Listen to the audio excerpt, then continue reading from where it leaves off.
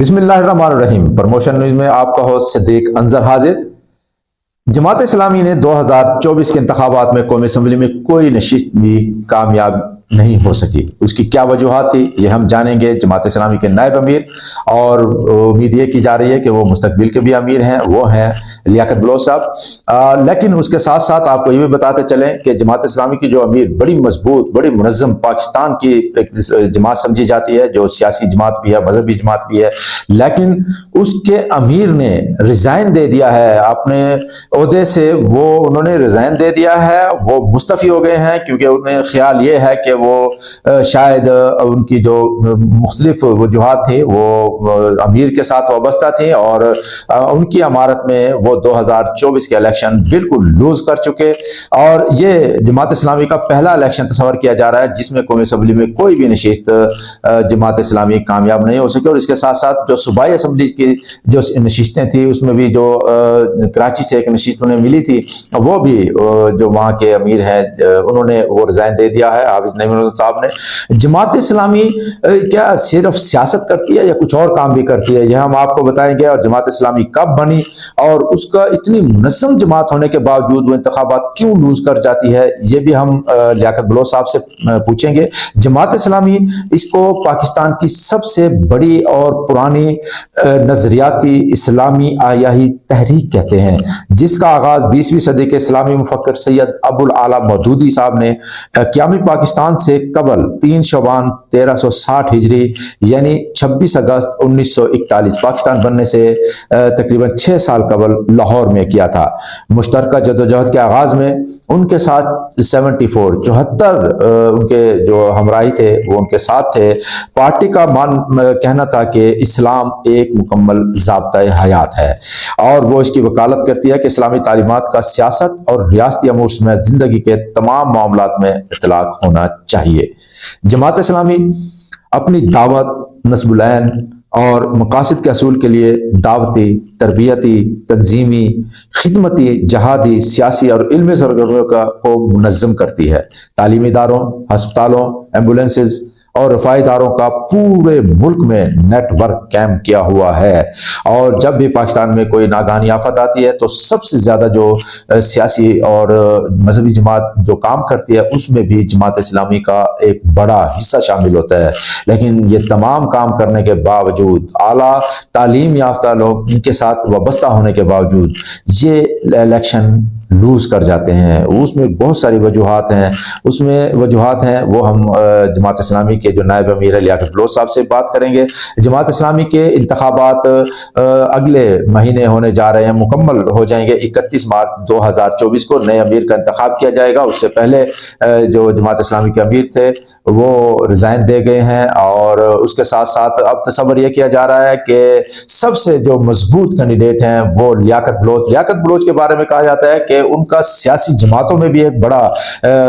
اہم مقام ہے، اور اس کے ساتھ ساتھ عوام میں بھی بڑے گھل مل کر رہنے والی شخصیت ہے۔ اور زیادہ یہی کیا جاتا ہے کہ پاکستان کے میڈیا کی اگر ہم جماعت اسلامی سے دوستی کا کہیں یا ایک تعلق کا کہیں تو سب سے زیادہ تعلق ہمیں لیاقت بلوچ صاحب کے ساتھ ہی نظر آتا ہے۔ اور اس کے ساتھ ساتھ جماعت اسلامی کا اگر ہم نعرہ دیکھیں کہ نعرہ کیا ہے، وہ ہے اسلامی انقلاب اور کرپشن سے پاک پاکستان۔ اور یہ کرپشن سے پاک پاکستان کب بنے گا؟ جماعت اسلامی کب 2/3 میجارٹی سے یا 1/3 میجارٹی سے وہ اکثریت حاصل کرے گی قومی اسمبلی میں کہ قانون صحیح بن سکیں، اور کرپشن سے پاکستان جو سب عام آدمی کا بھی خیال ہے وہ ہم پوچھیں گے جماعت اسلامی کے نائب امیر مرکزی رہنما جناب لیاقت بلوچ صاحب سے۔ لیاقت بلوچ صاحب سے ہم بات کریں گے۔ جی لیاقت بلوچ صاحب، آپ ہمارے ساتھ پروموشن نیوز میں لائیو ہیں، بتائیے گا کہ یہ کیا معاملات ہیں کہ 2024 کے انتخابات میں جماعت اسلامی کوئی نشست بھی حاصل نہیں کر سکی؟ بسم اللہ الرحمن الرحیم۔ جماعت اسلامی نے 1970 کے بعد پہلی مرتبہ ایک بڑے پیمانے پر اپنے انتخابی نشان، اپنے منشور اور اپنے کردار کے ساتھ عوام سے رابطہ کیا ہے، اور کارکنان نے، خواتین نے، نوجوانوں نے بہت ہی ایک زبردست مہم چلائی ہے، اور ہر جگہ جماعت اسلامی کو بڑی پذیرائی ملی ہے اور لوگوں کا بہت ہی مثبت رد عمل تھا۔ لیکن یہ بھی حقیقت ہے کہ ملک میں ایک زہریلی پولرائزیشن ہے، لوگ دو دھڑوں کے اندر تقسیم ہیں، اس لیے ان کے سامنے کوئی میرٹ یا اصول یا کوئی بہت ہی نظریاتی سیاست کوئی اہمیت نہیں رکھتی۔ لیکن اس کے باوجود ہم پر امید ہیں کہ ہمارے قدم آگے بڑھے ہیں اور پہلے سے زیادہ پیش رفت ہوئی ہے، اور کارکنان نے کامل یکسوئی کے ساتھ اپنا پیغام لوگوں تک پہنچایا ہے، اور یہ جو اتحادی سیاست ناکام ہو گئی اور بر وقت جماعت اسلامی نے اپنی حکمت عملی طے کر لی، اس کی بنیاد پر انشاءاللہ آئندہ آنے والے مراحل میں جماعت اسلامی کو بہت فائدہ بھی ہوگا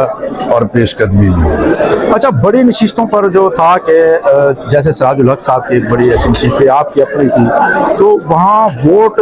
بینک بھی ایک کم محسوس ہوا ہے، کہ یعنی کہ ووٹ بینک میرا خیال ہے کہ میں نے جیسے بتایا کہ ایک پولرائزیشن تھی، ایک ویو تھی، پی ٹی آئی کو لوگوں نے ووٹ دیے ہیں، اور جس کا ہم خیر مقدم کرتے ہیں کہ ہر مشکل کے باوجود وہ ووٹ کے لیے نکلے ہیں، یہ ملک کی جمہوریت کے لیے بہت نیک فعل ہے۔ لیکن الیکشن ڈے کے بعد جو نتائج کے ساتھ برتاؤ کیا گیا ہے اور سینہ زوری کی گئی ہے، چینہ جپٹی کی گئی ہے، اس نے پورے الیکشن کو مشکوک بھی بنایا ہے، اس کے چہرے کو گہنا بھی دیا ہے، اور آئندہ آنے والے مراحل میں بھی عدم استحکام اور بڑھے گا، اور جب متنازع نتیجہ ہوگا تو متنازع حکومت ہوگی، ملک کے لیے استحکام کا ذریعہ نہیں ہوگی۔ لیکن ہم کوشش کریں گے کہ ملک میں سیاسی ڈائلاگ ہو،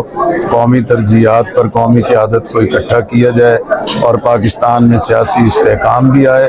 اور معاشی بحران جو ہے کہ اس کا بھی خاتمہ ہو۔ آپ سمجھتے ہیں کہ پاکستان میں سیاسی استحکام آئے گا، جیسے پاکستان مسلم لیگ نون؟ میرا خیال ہے کہ جمہوریت ہی ایک راستہ ہے، انتخابی ایک راستہ ہے۔ جہاں اسٹیبلشمنٹ سے ہم توقعات رکھتے ہیں کہ وہ مداخلت ختم کریں، وہیں سیاستدان بھی، سیاسی جماعتیں بھی اپنے رویوں کو بدلیں اور اپنے اندر اقتدار اور کرسی کی ہوس کو ختم کریں، جمہوریت کی روح کو اختیار کریں، جو جیت جائے اس کی جیت کو قبول کرے، جو نہ جیتے وہ اپوزیشن میں بیٹھے۔ لیکن جب تک سیاستدان بھی اپنے رویوں کو تبدیل نہیں کریں گے، یہ پھر سانپ اور سیڑھی کا کھیل چلتا رہے۔ اچھا، جماعت اسلامی کے آپ امارت کے الیکشن جو امیر ہیں اس کے الیکشن ہونے جا رہے ہیں، تو وہ کب ہے اور اس میں تھوڑا سا الحمدللہ جماعت اسلامی ایک منظم جماعت ہے،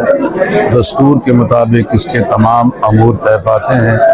اور 5 سال کی امارت کی مدت کی تکمیل ہو رہی ہے، اور آئندہ 5 سال کے لیے 31 مارچ تک انتخابی عمل مکمل ہو جائے گا،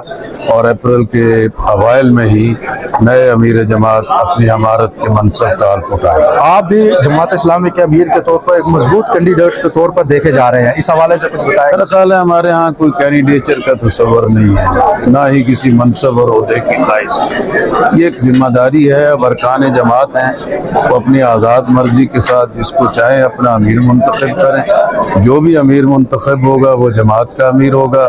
ہمارا امیر ہوگا، اور ہمارے ذمہ کام ہے کہ ہم اطاعت کریں۔